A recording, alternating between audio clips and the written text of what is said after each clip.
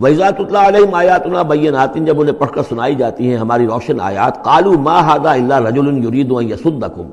وہ کہتے ہیں کہ یہ کوئی ایک انسان ہے، ایک مرد ہے، ایک شخص ہے، وہ چاہتا ہے يَصُدَّكُمْ عَمَّا كَانَ يَعْبُدُ آبَاؤُكُمْ، وہ روکنا چاہتا ہے تمہیں ان سے کہ جن کو تمہارے آباء و اجداد پوجتے رہے ہیں۔ وَقَالُوا مَا هَٰذَا إِلَّا إِفْكٌ مُفْتَرًى، اور وہ کہتے ہیں کہ نہیں ہے مگر جھوٹ ہے، انہوں نے گھڑ لیا ہے، ایسے ہی بات جو ہے گھڑ لی ہے کہ مجھ پر وحی آ رہی ہے۔ وَقَالَ الَّذِينَ كَفَرُوا لِلْحَقِّ لَمَّا جَاءَهُمْ إِنْ هَٰذَا إِلَّا سِحْرٌ مُّبِينٌ، اور جو حق ان کے پاس آیا اس کو ان کافروں نے اس کو قرار دیا کہ یہ تو کچھ نہیں ہے سوائے جادو کے، کھلا جادو ہے۔ وَمَا آتَيْنَاهُم مِّن كُتُبٍ يَدْرُسُونَهَا، ہم نے انہیں کوئی کتابیں نہیں دی ہوئی کہ جس میں انہوں نے پڑھا ہو، یعنی ان کے پاس کوئی کتاب ہوتی جس میں لکھا ہوتا کہ یہ لات عزا منات یہ دیویاں ہیں، یہ دیوتا ہیں، ان کو ہم نے یہ اختیارات دیے ہیں، ذرا پیش کرو نا، اگر کوئی کتاب ہے، کوئی صحیفہ ہے، کہیں ہے۔ وَمَا آتَيْنَاهُم مِّن كُتُبٍ يَدْرُسُونَهَا وَمَا أَرْسَلْنَا إِلَيْهِمْ قَبْلَكَ مِن نَذِيرٍ، اور اے نبی آپ سے پہلے ہم نے ان کے ہاں کوئی خبردار کرنے والا نہیں بھیجا، 3000 سے اوپر سال گزر گئے کہ ان کے ہاں کوئی نبی نہیں آیا، کوئی رسول نہیں آیا۔ وَكَذَّبَ الَّذِينَ مِن قَبْلِهِمْ، اور جھٹلایا ان لوگوں نے جو ان سے پہلے تھے۔ وَمَا بَلَغُوا مِعْشَارَ مَا آتَيْنَاهُمْ، اور یہ تو جو کچھ ہم نے انہیں دیا تھا اس کے 10ویں حصے تک نہیں پہنچے، یعنی اس سے پہلے جو قومیں تھیں، قوم عاد، اس کو جو دبدبہ تھا، اس کو جو شان و شوکت تھی، ان قریش کو تو اس کا 10واں حصہ بھی حاصل نہیں ہے۔ فَكَذَّبُوا رُسُلِي، تو انہوں نے میرے رسولوں کو جھٹلایا، فَكَيْفَ كَانَ نَكِيرٌ، تو پھر سوچ لو کہ میری پھر پکڑ اور میری سزا جو ہے وہ کیسی ہوئی۔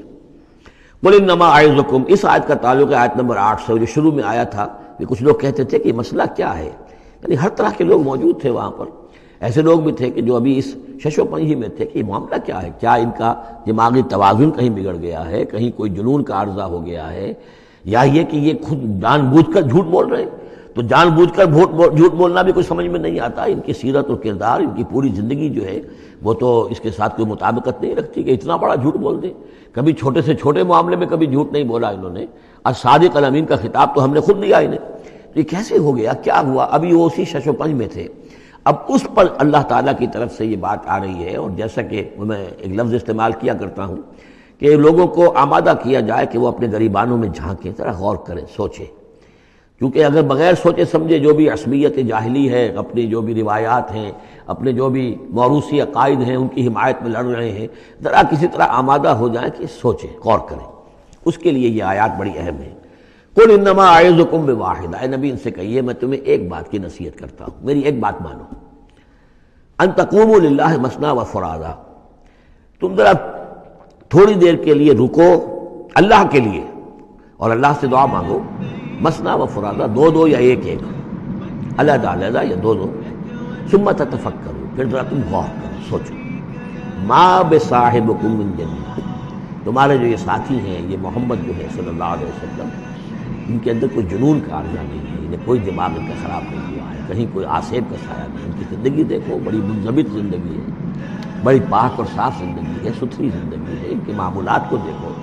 کوئی شخص کے جس سے جنون کا عارضہ ہو جائے تو کچھ اور شواہد بھی تو ہوتے ہیں۔ ان ہوا الا نذیر لکم بین یدی عذاب شدید، وہ نہیں ہے سوائے اس کے کہ وہ تو ایک خبردار کرنے والے ہیں تمہارے لیے ایک عذاب کے آنے سے پہلے پہلے، بین ید عذاب شدید، ایک بہت سخت سزا کے آنے سے پہلے پہلے تمہیں خبردار کرنے والے ہیں، اس کے علاوہ ان کی کوئی حیثیت نہیں۔ قل ما سألتکم من اجر، اے نبی ان سے ایک بات اور کہیے، میں نے تم سے کوئی اجرت طلب نہیں۔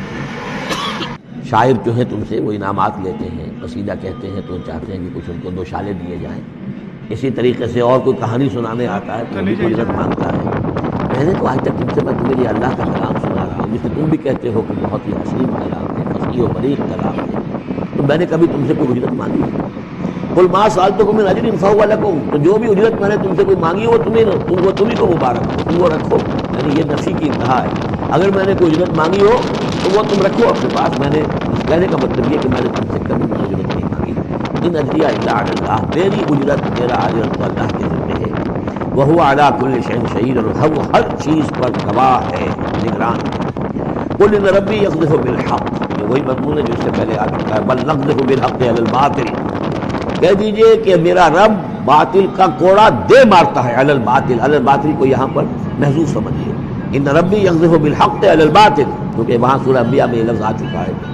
علام الغیوب، اور وہ تمام غیبوں کا جاننے والا ہے۔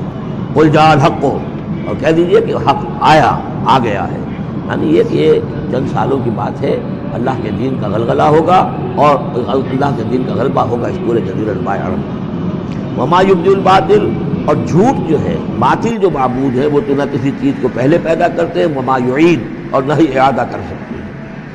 قل ان ضللت، ان سے کہیے کہ اگر میں بہک گیا ہوں بالفرض، فانما اضل علی نفسی، تو ظاہر بات ہے کہ پھر میرے اوپر ہی اس کا وبال آئے گا، اس کی تکلیف جو آئے گی مجھ پر آئے گی۔ وَإِنِ اهْتَدَيْتُ، اور اگر میں ہدایت پر ہوں، فَبِمَا يُوحِي إِلَيَّ رَبِّي، تو یہ ہدایت جو ہے یہ مجھے ملی ہے اس وحی کے طفیل جو میرا رب مجھ پر کر رہا ہے۔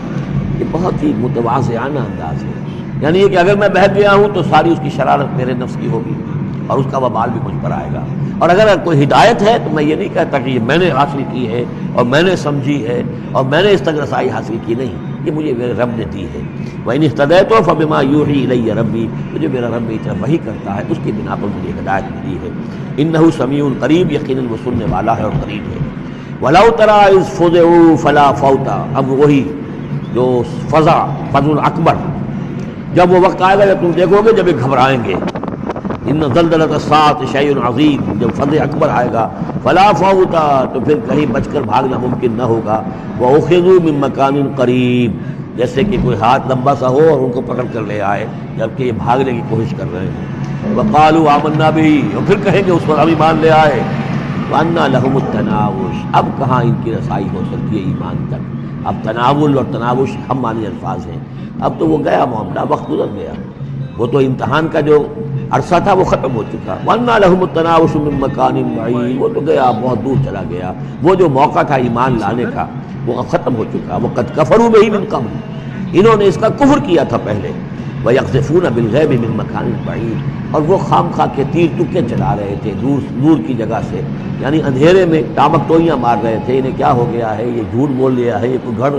گھڑ لیا ہے، یا ان کو کہ جن آ گیا ہے، یا یہ کوئی شاعر ہے، یا کوئی جو ہے کہ کوئی اپنا غلام رکھا ہوا ہے اس سے ڈکٹیشن لے رہے ہیں۔ یہ سب تیر تکے یہ چلاتے رہے اور قرآن کا اور محمد کا انکار کرتے رہے، تو اب ایمان لانے کا کوئی فائدہ نہیں۔ وَحِيلَ بَيْنَهُمْ وَبَيْنَ مَا يَشْتَهُونَ، اور حائل کر دیا جائے گا، رکاوٹ ڈال دی جائے گی ان کے اور ان کی پسندیدہ چیزوں کے مابین۔ جنت میں لَهُم مَا يَشَاءُونَ فِيهَا، جو چاہو گے وہاں ملے گا۔ لَكُمْ مَا تَشْتَهِي أَنفُسُكُمْ، جو بھی تمہاری جی چاہیں گے، جتنی بھی چیزیں انسان کو مرغوب ہے سب جنت میں فراہم کی جائیں گی، لیکن اب یہ لوگ دور کر دیے گئے، محروم کر دیے گئے۔ وَحِيلَ بَيْنَهُ وَبَيْنَ مَا يَشْتَهُونَ، جو بھی ان کی پسندیدہ چیزیں ہیں اب ان سے یہ محروم کر دیے گئے اور دور کر دیے گئے۔ کما فعل بأشیاعہم من قبل، جیسے کہ ان کے ہی طریقے پر چلنے والے جو اور قومیں اور گروہ تھی، جس طریقے سے ان کا حشر ہو چکا ہے۔ انہم کانوا فی شک مریب، وہ لوگ بھی ایسے ہی تھے کہ جو شک میں پڑے رہے اور ان کے دماغوں میں دغدغے ہی جنم لیتے رہے اور شکوک و شبہات ہی میں رہے، اور حق کی طرف آ کر اس کی تصدیق کرنے کی توفیق انہیں نصیب نہیں ہوئی۔